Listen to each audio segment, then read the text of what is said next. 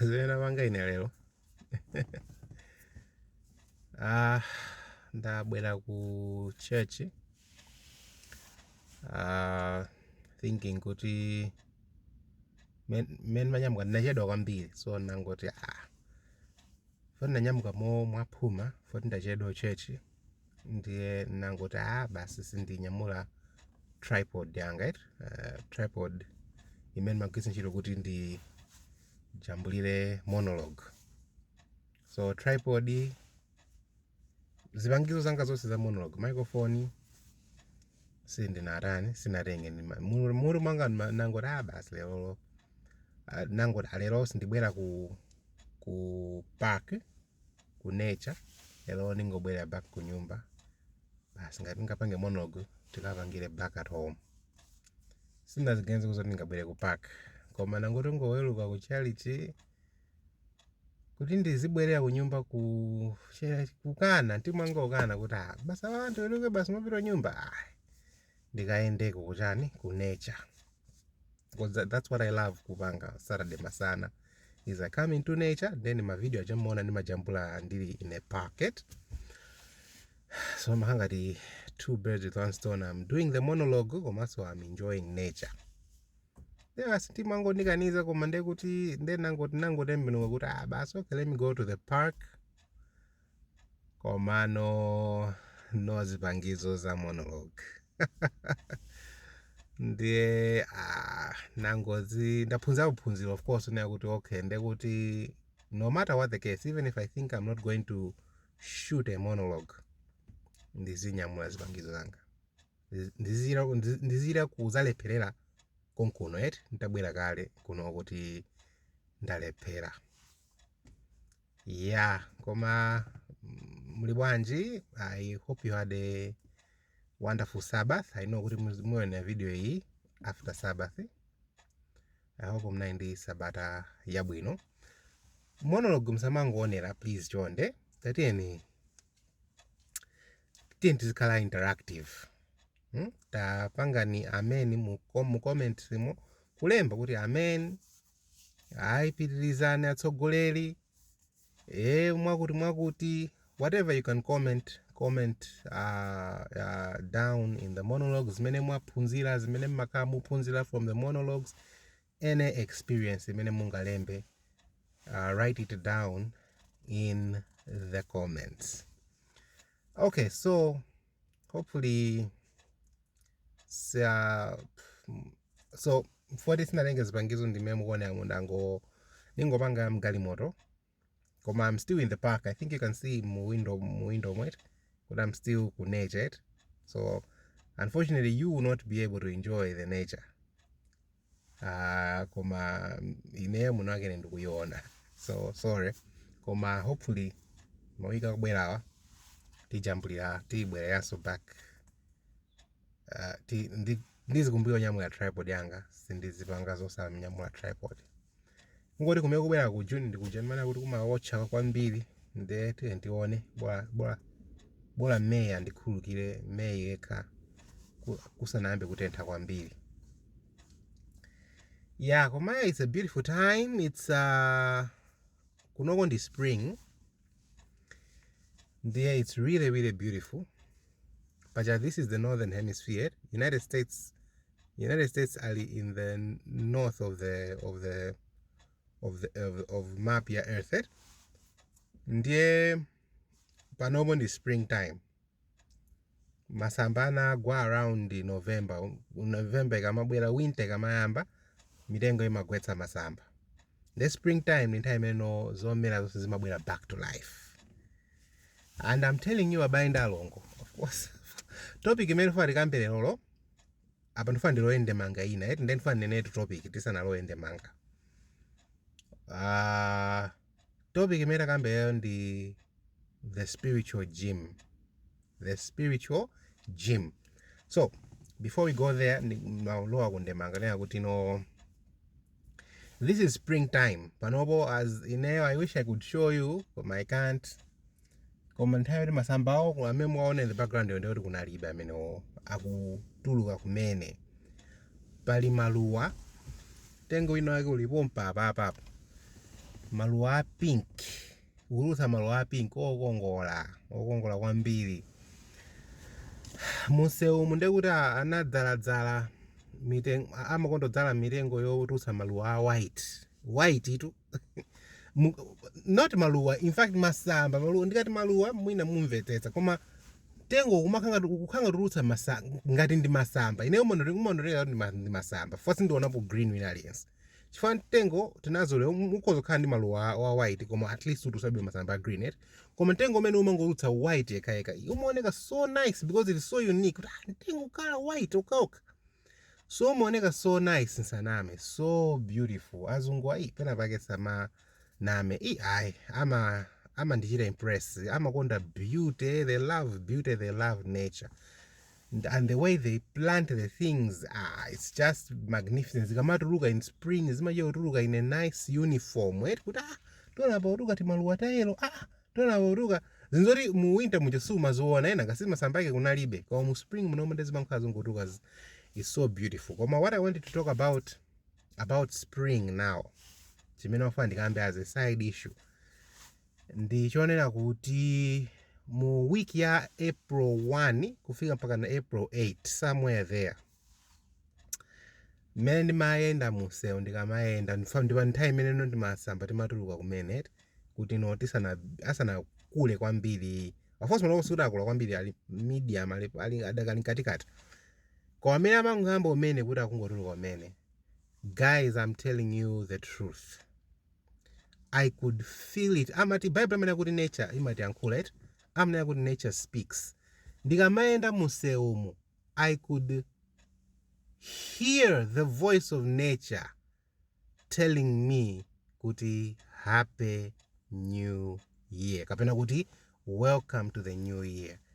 It made so much sense kuti this is the new year. This is the new year. Kuti masamba nature chita kuona kuti these are the new beginnings. Umachita ukamaenda musewumu umachita kuona these are new beginnings. That feeling kwambiri, it was mu week ya week ya April 1 paka na April 8 it was beautiful. Kuti umachita kuona ife kwathu tindika tradition timakonda kuphulitsa ma firework. Tradition kuti kakhalabe nthawi tikupanga. And that week nene yida kumuna kuti if it were up to me, this is the week made of my police and my firework. We may not have a specific date. Actually, nature I understand kuti New Year is a transition, Kuti it may not necessarily just be one date. Kuti chaka chimene New Year tikudumpa to the New Year. It's a transition. Mayida onoti tikulowa masiku angapo we are entering into the journey, into the new year. Masambao, they were testifying kuti this is the brand new year. Ineo, I believe it with all my heart, nature confirms to us this is the brand new year. That same week ndekuti ndikuona mastara saa zinzanga ku Malawi akukolola.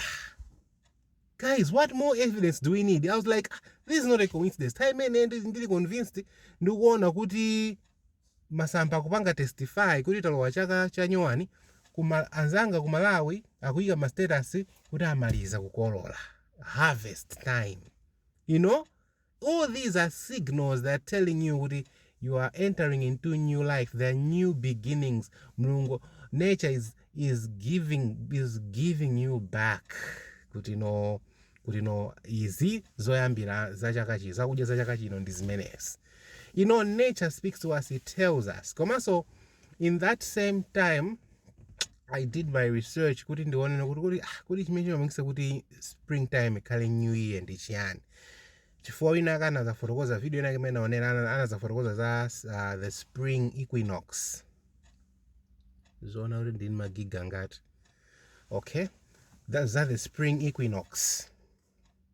That's when the new year mene makhalira. So I was googling what is the spring equinox. Pamene naphunzira onera kuti spring equinox ndi nthawi imene dzuwa limazungulira, limapanga ma circle, limakhala imazungulira ku southern hemisphere, then imazabwera ku northern hemisphere. Then nthawi imene ikusuntha kuchoka ku southern hemisphere kubwera ku northern hemisphere sama ya ku north kuno kufuna kuyambe no summer kuyambe kutentha right? That is the spring equinox. Equinox ineja matichani kanga ndimene dzuwa limakhala ubwererano kuti zizipita ku south kuti no kuyambe no winter. I think that's the other one. And I was like, nature ndimene ikunena zoona.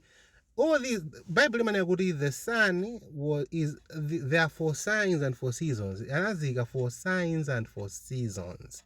So sitimene umangotsatira manambala apa calendar ena ake opanda reference scenarios. Julian calendar ikamati chani mati calendar Gregorian guy. It be reference yeni kuti why are you calling January 1 the new year? What's happening on January 1? Pamene ya Jewish ili ndi reference dzuwa limakhala likubwera uku choka uku likubwera uku kuli zinthu in nature zochita kuonesa kuti this is the period china chake chikuyambika January 1.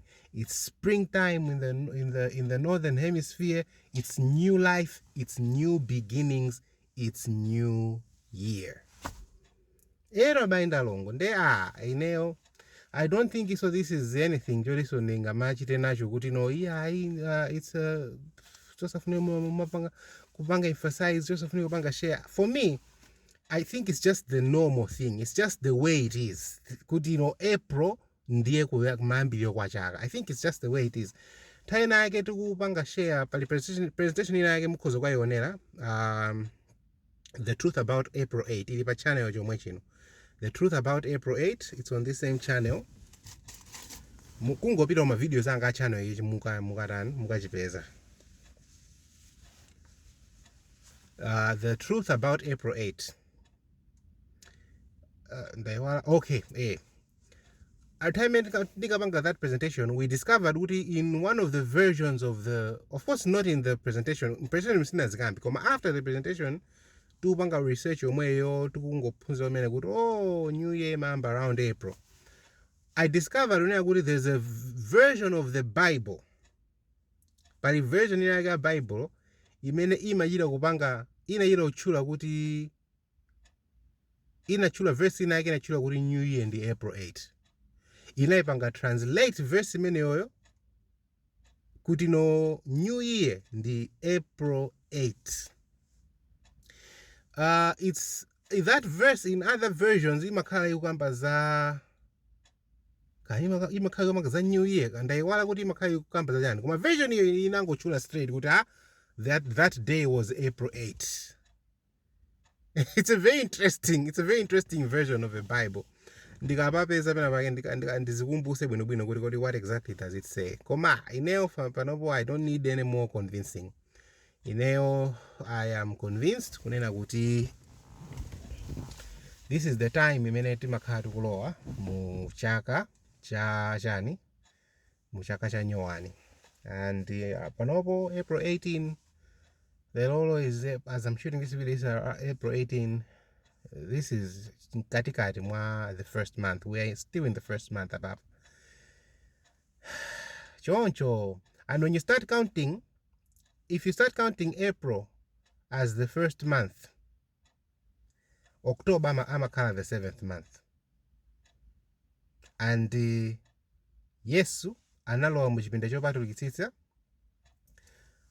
on the 10th day of the 7th month. Guess when that was? In 1844. Guess when it was? It was in October. So Yesu amatsata the Jewish calendar. Yesu knows kuti in the Jewish calendar, October is the 7th month.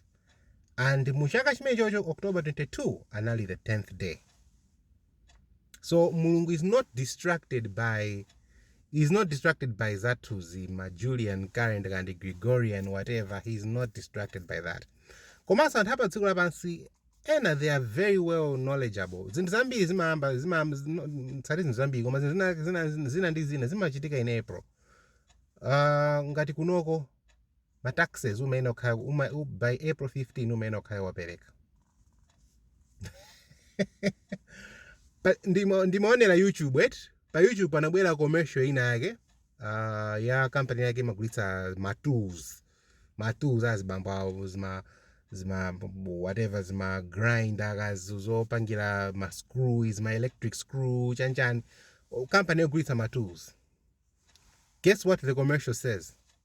Commercial imanena akuti spring is the unofficial new year for tool people. Get out of here. Get out of here. Why do you people love putting the truth in plain sight like that? They just love throwing the truth. Abantu awasa message January and then New Year. Oditauze ko chilungamo apo. Koma moatiza. Tingwauza moatiza. Akuti springtime is the unofficial new year for Jani, for two people. One time I'm going to my tools. Yeah, it's not the unofficial new year. It is the new year. You know it. You know what it is, the new year. You know.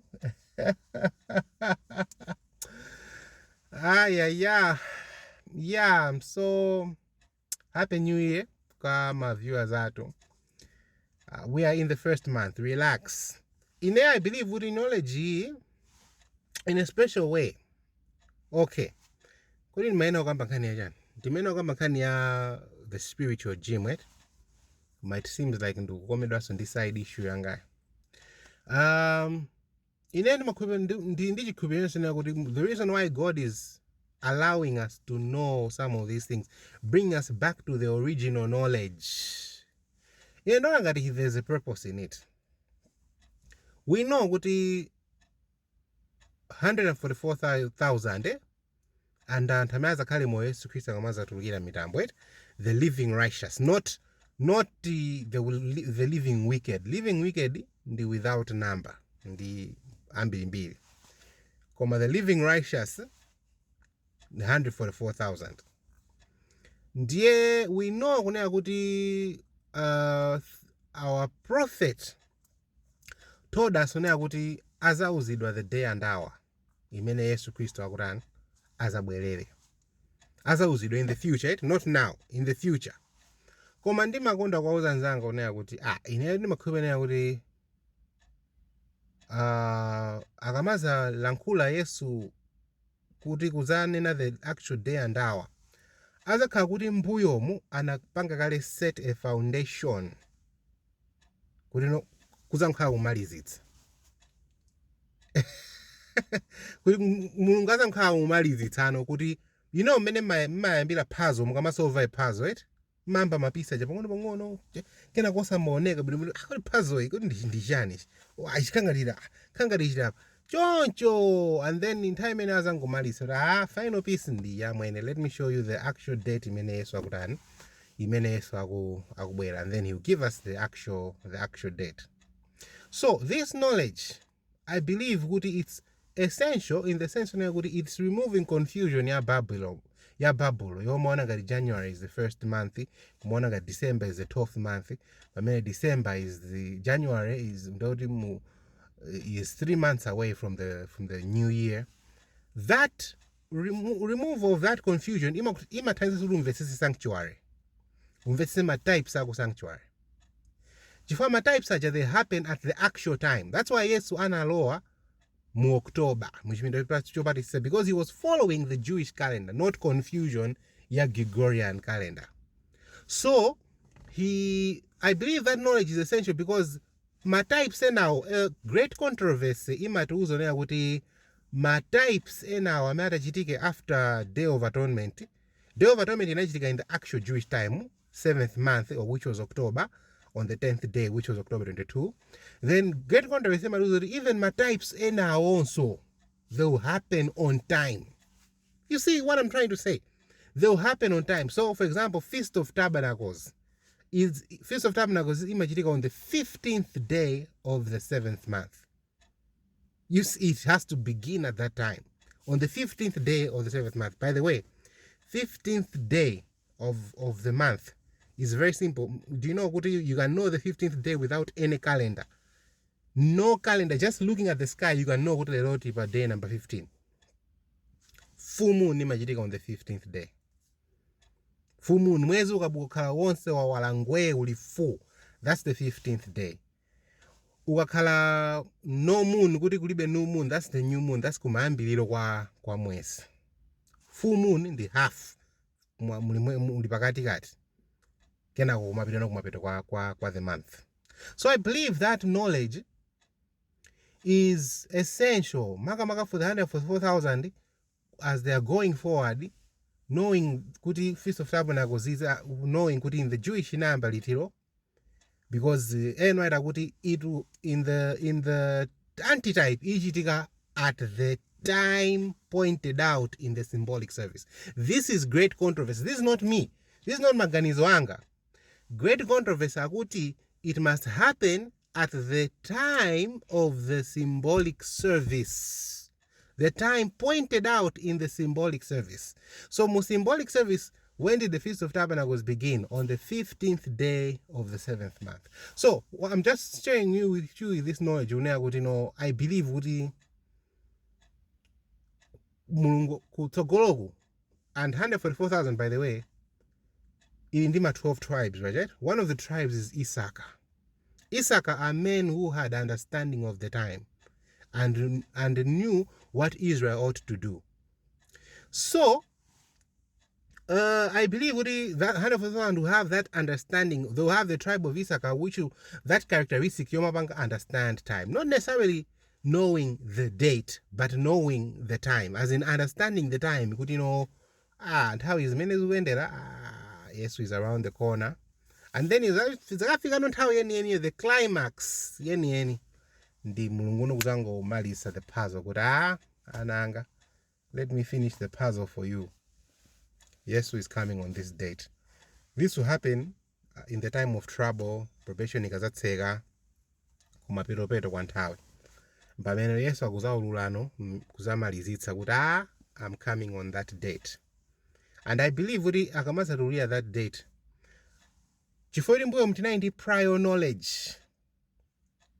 kuti mulungu anampa pang'ono matitsegula maso kuti ma times aku antitype, the true calendar chanchan. It will not surprise us akamazatulira date mwaona date pamene agwera ndi mwezi wakuti ndi mwezi wakuti odikani. That was the issue, you see. So yeah, sanami, truth is sweet, honestly speaking. I one of the reasons why I enjoy these things is because truth, chilungamo ndi chokoma. Truth is sweet. For me, it is sweet to know kuti April is the first month, to know kuti this is the beginning of the new year. It brings me peace of mind. It's not going to live in the truth and to know the truth. So I would rather know the truth, even if it is an essential issue in the sense that it is not the gospel. It is not the three angels' message. So it is not mulungu atipanga commission to go and preach to the world. Go and let them know we are the calendar, Gregorian in the way. It's an essential issue in that sense. We don't necessarily need to go to the world to go and preach the true calendar. That's not our commission. For me, it is a precious truth. It is not present truth, but a precious truth. It is a precious truth. So for me, it is a precious truth in that sense.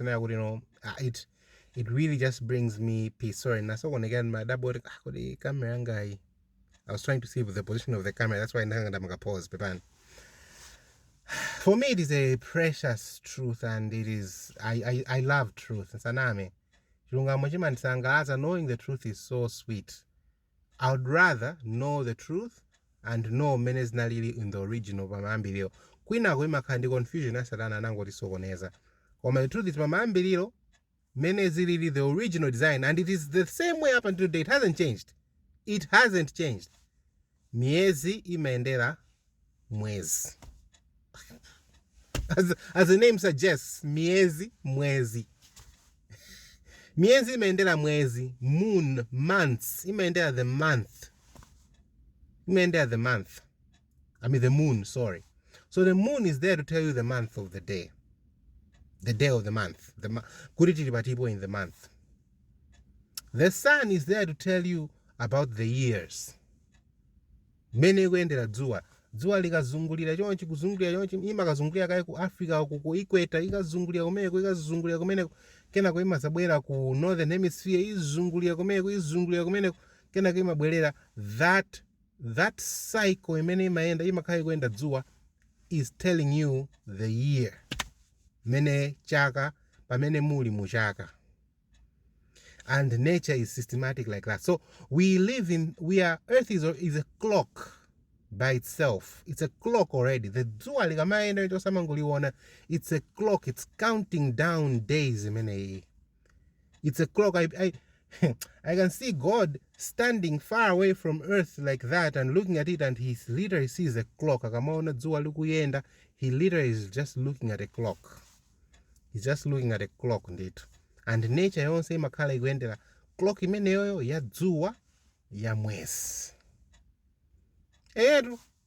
So it's very, very interesting.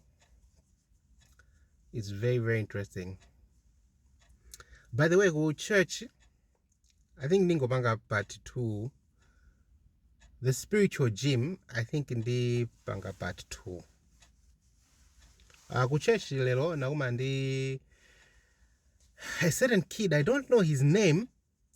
He came to me. I don't know whether he's watching this video. He told me, I found your YouTube channel. I've seen your YouTube channel. I like it. Okay. I like it. I've subscribed. And the American, eh? Then Namufu said, do you understand? Because most of my videos are in Chichewa. Do you understand? I go, yeah, I follow, I understand. Beautiful. Kamwana ndituko kauko basi kango ipeza YouTube channel yathu. So if you're watching, thank you so much for subscribing and welcome to the channel. If you've seen this video, leave a comment in the video. It's very encouraging to see kuti people are coming to the channel, and we do intend to produce English content. So if you see in the channel, you'll see kuti there are 2 playlists. There's Chichewa videos and there's English videos. But in the English videos, there's not much content there. That's the intention, so that the video should be divided by language. So there's going to be English content, and then there's going to be Chichewa content. So stay tuned on the channel. We really, really do desire and plan that there should be English content. And since you're here, since you're subscribed to this channel, you are a motivation for me to say I need to produce international content as well, like English content, so that everyone can benefit on this channel. So that's what I met today at church. Okay, let me see if I have time. If I have time, I could just continue. Let me just continue with the spiritual gym. I do have space. I have 9 GB to go. Okay, let's continue. Imaginary side note, Chabe. Let's now do the spiritual gym. Okay, so the spiritual gym, what I really wanted to talk about, I don't think I'll take too much time. Komano, what I really wanted to talk about was, what I wanted to share is the principle, as in the natural, the same in the spiritual. And pa YouTube timaona anthu amapanga produce my video a fitness set, people going to the gym and then carrying nyamula maweti, kuonetsa ma muscles out, bodybuilding, nice stuff, exercise, keeping fit, keeping healthy. And that's the natural gym, gym ya natural, trying to keep the physical body in shape, Before I continue, let's pray. As we talk about this issue, I pray for your spirit to be with me, and I also pray for your spirit to be with all the listeners. Open our eyes, open our understanding, what we're about to share, and that it may benefit our lives for the better, our spiritual lives. Put your words in my mouth. Kumasantwanu mwapatse understanding. Mudzina lopambana la Yesu Kristo. Amen. Okay, so they do that for spirituality. For physicality rather. To keep fit. They go to the gym. And they're very intentional. The gym is there. My weight aja, they're there. So says as my instruments, they're there for the body, to keep the body strong and fit and in shape. Ndimafandi kulimbikitseni kunena kuti there is a spiritual gym. Koma anthu ambiri, we are not using that spiritual gym.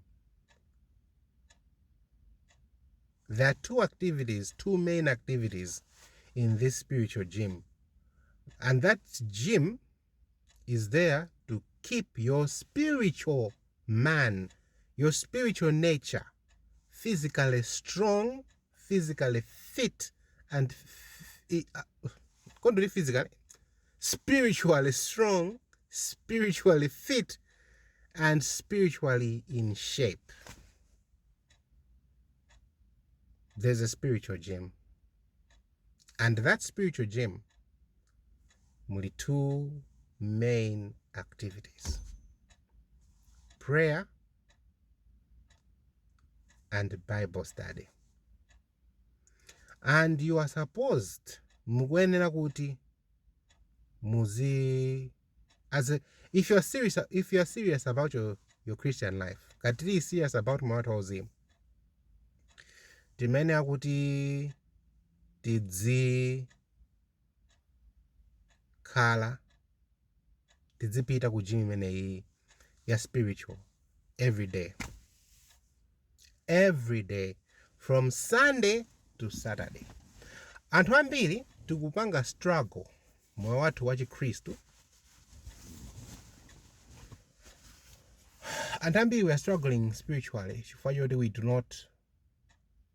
we do not visit this gym. Sitipemphera, sitiwerenga Bible daily. And ndikati pemphero ambiri, we don't even know how to pray. We don't know how to spend time in prayer. When we pray, we could take 2 or 3 minutes and off we go. That's why my disciples would teach us to pray. Because ambiri we do struggle bankani mene. We don't know kuti kodi how does a person stay long in prayer. Because in here I believe kuti not just ngokhala long in prayer for the sake of being long. Koma I believe kuti when ukamapemphera muja umakhala kuti you are in the presence of the king. Now the king, you have to understand who the king is. The king is the light of life. There's no symbolism about what I'm saying. No symbolism. He is literally the light of life. So when you're in his presence, for example, the sun is shining so bright down on me. When you kneel down, you must imagine that the sun is, that light is shining bright on you. Umakhala you are in the beam. The beams. I think she calls them the beams of the Father. They're shining on you. So mene zimakhalira mu natural life. ufumu wa kumwamba is about cause and effect. What do I mean? The lesser you stay in that light of light, the lesser the blessing that you experience. So ambili, we rush out of prayer because we don't know, we don't have the experience of praying long, right? of kufatsa in the presence of the Father. So we quickly exit. Tikangochula zimene timene uchula zija timene kumpempha mulungu zija, we are gone. And so our prayers last very short, and we're only in the presence of the King kanthawi kotani, kanthawi kochepa. Ndi chimodzimodzi ine ndimakonda ngati kuthamanga tiyelekeze. Ndikathamanga maminitsi ochepa ndimalandira mphamvu according to mmene ndapangira exercise. Ndikathamanga maminitsi ochepa, I'll receive strength according to the minutes amene ndathamanga. Ndikathamanga longer, I'll feel much better, much more refreshed. My muscles amachita kumveka kuti amasuka more, apanga tighten up more, strengthen more. It's just law, ndi lamulo lake ndithu, ndi physics yake mene. So even ku moyo wa uzimu kuli science, there's a physics. If you stay shorter, the lesser you will be blessed. If you stay longer, the longer you'll be blessed. Yes, akuti from hours spent with the Father, he was spending hours with the Father. He was staying long. I'm not saying good you should stay hours with the Father, which if you do that, that's also good. I'm just saying, we need to stay a little longer mupemphero, right? Ambiri timathamangira, it's because we don't know what to say. We don't know how to pray. Mulungu sanati, we haven't really been taught. For example, I'll give you an example. Ndimakonda kukamba za experience ya inendeka. Ya ine mwini, nimene yandidalitsa ine mwini wakene, ndimene mazoti magwira ntchito. It's what works for me, so it can also work for you. Ineo, that's why kuambia kale ilo, before I pray, ndima tenga Bible, ndi ndima verse okudza prayer and my promises. Mzimu woyera and our forgiveness of sins. Plenty. Then I read those before I pray. I start with a short prayer. Of course, I don't want to open the Bible without praying. So I start with a short prayer. As I want to read these words in preparation for prayer, be with me. May your Spirit lead me. Then I read those verses. It takes me about 15 to 20 minutes. Do wearing my verse or kudza prayer. I have not even started praying. It takes me about 15 to 20 minutes doing that. Then I go into prayer. Pemphereri mulungu anandiphunzitsa kale 2011 or 2012 or 2013 kale. How did the idea come about kuti ndidziwerenga kaye Bible nsana pemphere? First of all, now a quotation ina yake inkanena kuti the word of God is a grand stimulus. Stimulus means to stimulate. Ndiye, as a human, I think you've experienced this before, desire to pray is not natural to us. Then when I read this, I was like, oh, the solution to not feeling like prayer, the solution is the word of God. And the Holy Spirit told me, read my verses about prayer and see what happens. And then I learned in time when I read verses about prayer, I was stimulated to pray. The Bible is a grand stimulus. I was stimulated to pray. In fact, the very first verse on that list is Matthew 26 verse 41. That verse already I felt like praying. Just that one verse. That verse says, watch and pray that ye enter not into temptation. The spirit indeed is willing, but the flesh is weak. So when the time I was discovering these verses, when I just read that, I could feel motivation yabwera just by that verse. then I have several more verses. So I have several more verses. Prayer, and a Holy Spirit. When I read those verses, then I pray. So I read that the Bible is a grand stimulus. Komaso, Romans 10:17, I think, faith comes by hearing, hearing by the word of God. So I learned from that, and I go, because there's something called the prayer of faith. So not every prayer is a prayer of faith. So the real, call it a prayer, and the prayer of faith. But what does the Bible say? It says faith comes by hearing, hearing by the word of God. So in order to have faith, you need the word to hear the word of God. So in order to have the prayer of faith, you need to hear the word of God. By hearing the word of God, you're going to have a prayer of faith. I hope you're following that. So that's what I learned today. In order to have a quality prayer, that's what I learned years ago. Quality prayer comes by hearing the word of God first. So namba kumawerenga maversaja, and I'm telling you, Panogo, there's no other method that I use. When I want to pray in the morning, when I want to commune with God in the morning, I start by reading my verses. And if you want those verses, comment in the comment section. Kuti, send us those verses. If you want them, comment in the comment section. Send us the verses. To do me zile in whatever comment you can write, I'll send you the verses. So when I read those verses, that's when I pray. And I'm telling you, I've seen it over and over. Take it from me. Take it from a man of experience. I've seen it over and over. Pempero mene lili limasiana kwambiri ndi pempero linda ngodzuka nkungo ya direct ungambo pempero. Completely different prayers. Why? Inai is prompted by the word of God, and it becomes a high quality, the prayer. And so what happened over the years, I found what happens is because I read those verses. So what happens over the years, I've discovered when I'm praying, mostly it's my verse. I'm just quoting verses back to God. Literally, I'm just quoting passages and paragraphs back to God.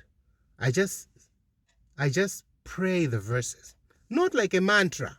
No. Ena mwezi ngati za mantra, like mantra ndi atamango bwereza mau mopanda meaning. No, what I mean is the verses become so embedded in your heart and mind. They become your thought.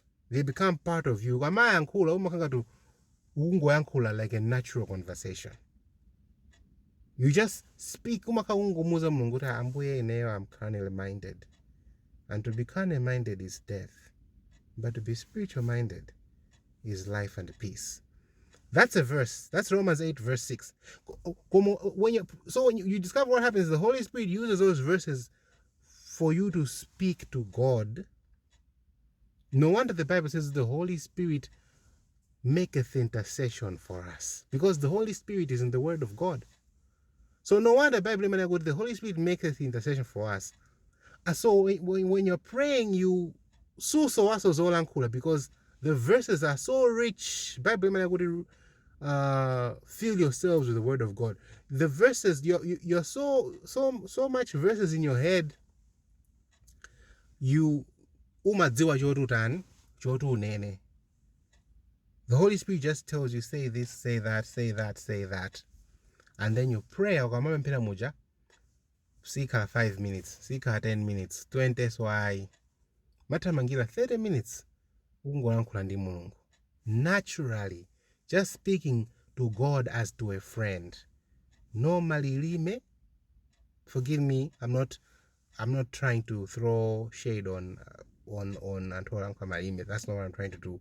I'm just telling you, you speak naturally to God in the natural spiritual voice or spiritual words, but the words that come from the Bible. Yes, the Father, He giveth me what I should say, what I should speak. He wants to give us what we should say. When we go to Him, He wants to give us why don't you say this when you come to me? You know? I think the verse in the Old Testament, when you acknowledge your sin, say chakut. You know? No wonder Yesu Kristo alipantandabaja. He quoted the actual words as they were written in Psalm, because Jesus said, Guti, the Father gives me what I should say, what I should speak. When he was on the cross, he quoted the actual words zako masalimu kuti no, Eloi, Eloi, lama sabachthani. I think amatero. So what I'm trying to say is, Guti, that's you can enhance your prayer life using this method. Yo mawelenga guy the Bible.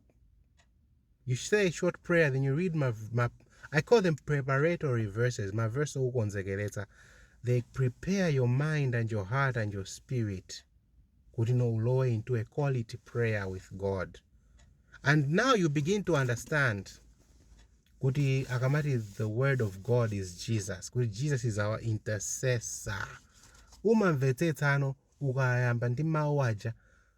No, umamvetsa mawu kuti no one can come to the Father, because prayer umakhala kupita in the presence of the Father.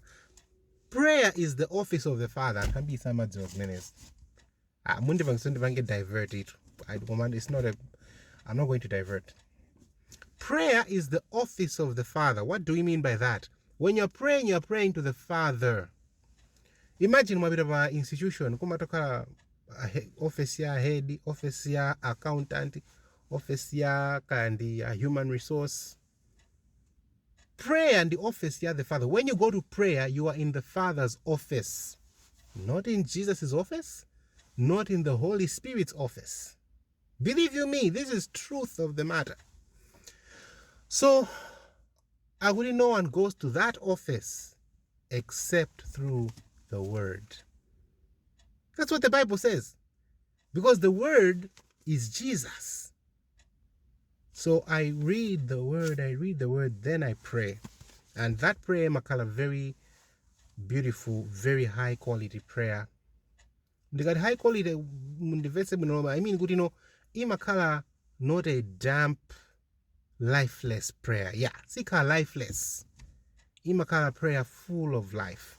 And you're just quoting the promises. Umangobanga quote my promise. After promise. Umangobanga quote the promise. And when you're coming out of that prayer, umakala utakuta. Utadzadzidwa. Ndimzimu wa Mulungu. Utakuta. Heyetu. Spiritual gym. We must do this every day. Kudikale strong spiritual. Okay. Space yanga at. It's a 4 gig. And then after prayer like that, then you have to do Bible study, no? Yeah, proper. And Bible study, inaendi magonda kulimbikitsa.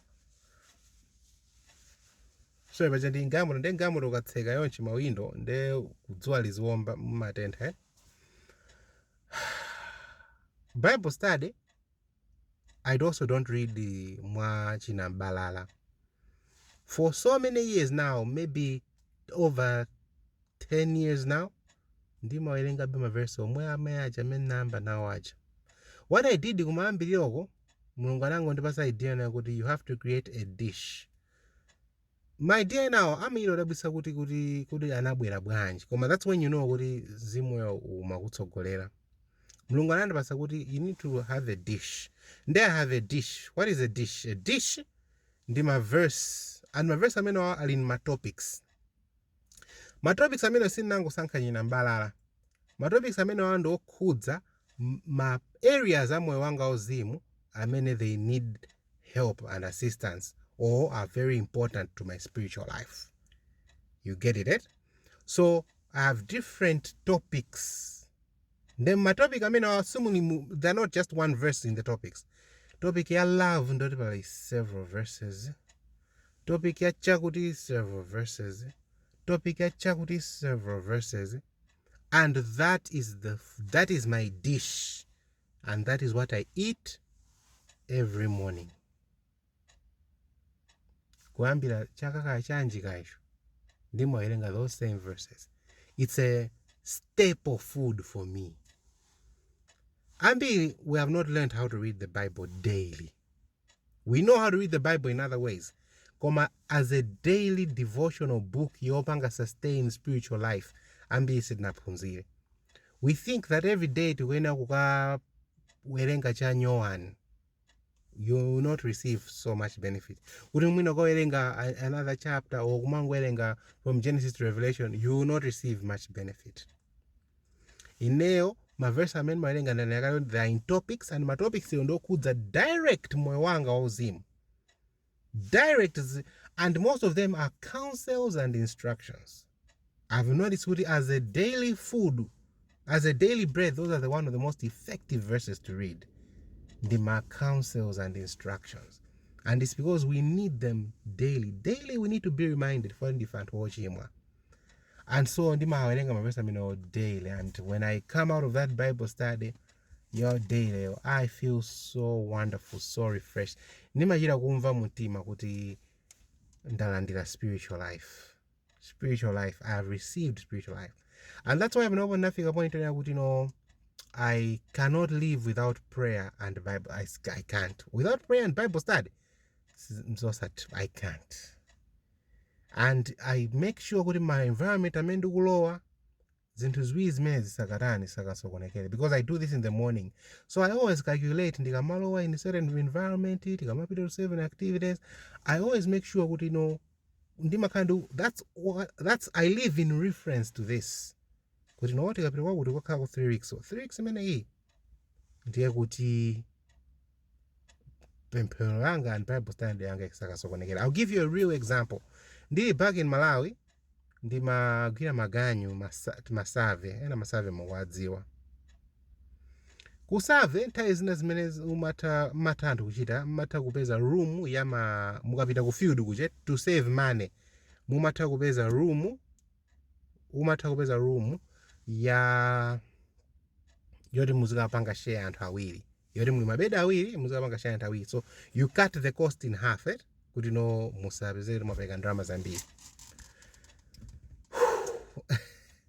Several times, I'm sure, maybe not several times, koma kangapo, I'm sure kuti mwina anthu akhala akungondidabwa kuti panali opportunity yoti mwina panali wina wake kuti amafuna kuti akapanga naye share room, anthu pezeka kuti ine ndasankha kuti ndigone room ya ndekha, osafuna opanga chani share ndi munthu.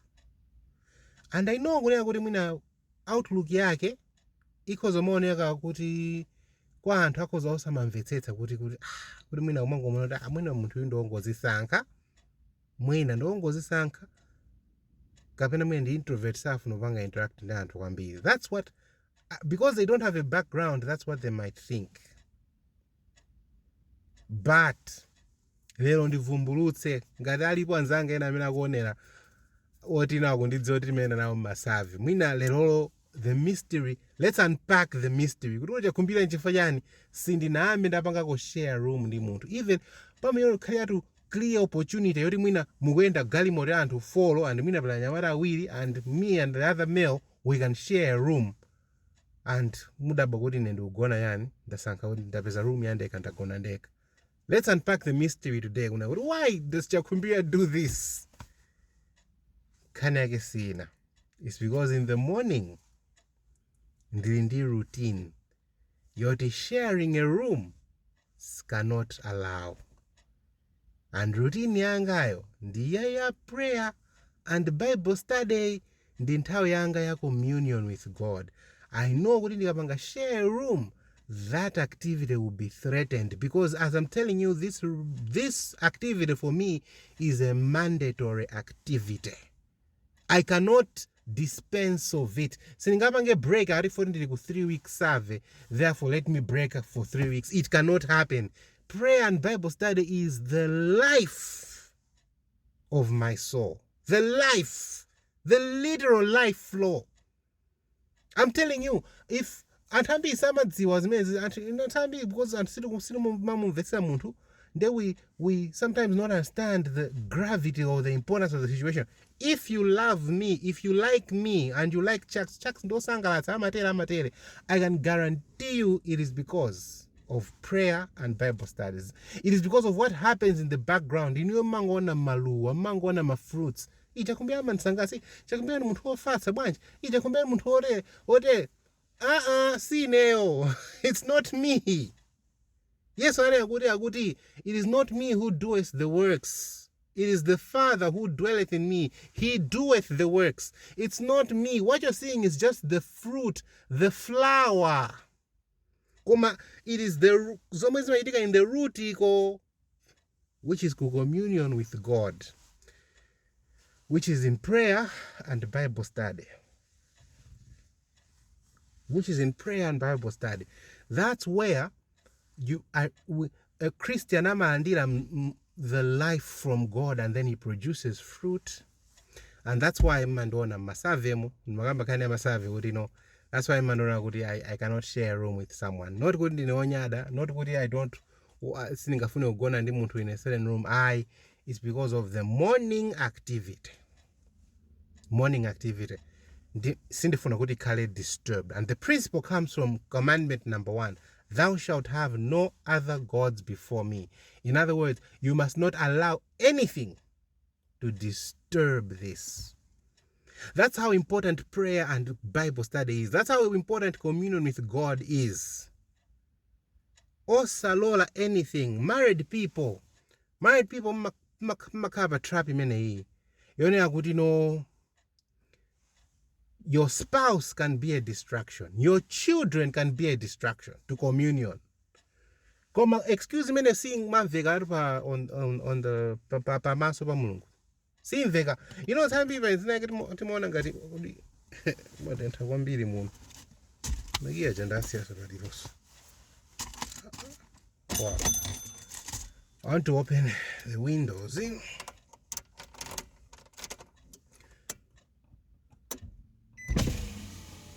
I just open the window. On. Bluetooth FM connected. Okay. Yeah, that's better now. Muloga breeze gabwino. I'm telling you now, kuti zina zake zimona ngati good excuses. And timona ngati kuzongomuza mulungu kuti ndi mwana wakhanda ndi nthawi yopemphera ndipeza kutiko ndini mwana wakhanda ndikubereka mwana ndikuyamwitsa mwana. At what time will I have communion with God? I'm telling you that there is no excuse. I have to tell you the truth. I have to tell you that which is truth and that which is straight. There is no activity hapa dziko lapansi that should disturb your hour of prayer and your hour of Bible study. Kulibe. No matter how important. Ineo nimakumbukia nthawi yake I was sick. I was in a condition where I wouldn't siningate ugwada pansi ndikupemphera. Because I didn't want to skip communion. Napemphera chatsonga. Nakhala in my bed like this. Ndiku bas kupemphera in that position. And now nakunena kuti izinateka muno bwino. So don't easily give excuses. Busy meeting. I'm telling you, the violation of first commandment in the commandment number 1 in the violation in the mene oyo. Paka kalazina ndisena zopanga disturb your relation ndi mulungu. That's violation of commandment number 1. Imende, thou shalt have no other gods before me. Imende spiritual gym bind along. Prayer and Bible study. We'll talk more about it. Blessed activity. The activity yodala kobas.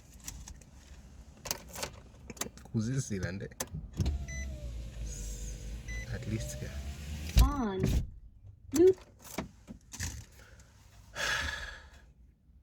Blessed activity. Antu amapereka moyo wao to go to physical gym, kutaka nyamula weight, kutaka strong physically. We must learn to go to the spiritual gym imeneno ili pemphero and Bible study. And ndithu kwa anthu ena ndena amene topic iyi munandimvapo kale ndikupanga share, munandimvapo kale ndikuyipanga share nanu, mukuyidziwa bwino lomwe, koma up until today timanyalanyazabe communion with God. Zosayenda kuti tikhale strong spiritually, communion with God yena kukhala number 1. Akuti uwu nde unali moyo wa Enoch. Enoch, his number 1 concern inali kupanga spend secret time ndi Mulungu.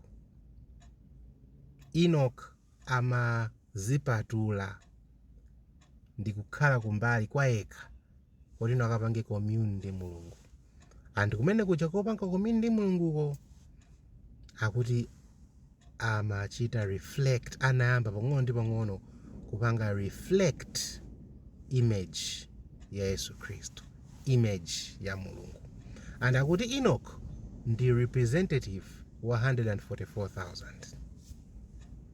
144,000 ali ngati Enoch. Example yathu ndi Enoch. Enoch anali munthu wokonda communion ndi Mulungu, kulankhula ndi Mulungu and Mulungu kuyankhula naye. That's what it means. So akanayoti abide in me and I in you. You know what he was talking about communion with God. Abide in me is prayer. I in you is Bible study. Ndinkani ina itali magigangata. So I cannot continue because magigata. There's only 1 gig, so sindifuna kuti idukire panjira. Monologue yathu ya lero iteleka yebo mwepa. Nethokoza facha kubwera. Comment chimene mwaphunziramo chimene chakusangalatsani. Chakusangalatsani ndi chani mu video imeneyi? Chimene mwaphunzira, chimene chakutsegulani maso kwambiri, kapena chimene mwaphunzira, chimene mwa take home yanu ndi chani? Chimene mwachinjoya. Talembani mu comment imo abale inu. Let's be interactive. Don't just watch the video and go back. Komanso click like button. Click it. Click. Pamene mukupanga like. Malaika atakuwa na 10, atakuwa na 20 or 30. What happens is YouTube ikaona yoncho imaona, oh, okay, ma video akwakonda ndi amapita kwa anthu ena. So when you are liking umakhala kuti you are preaching, mukulalikira, because video imapita no imapangidwa push kwa anthu ena ndi ena.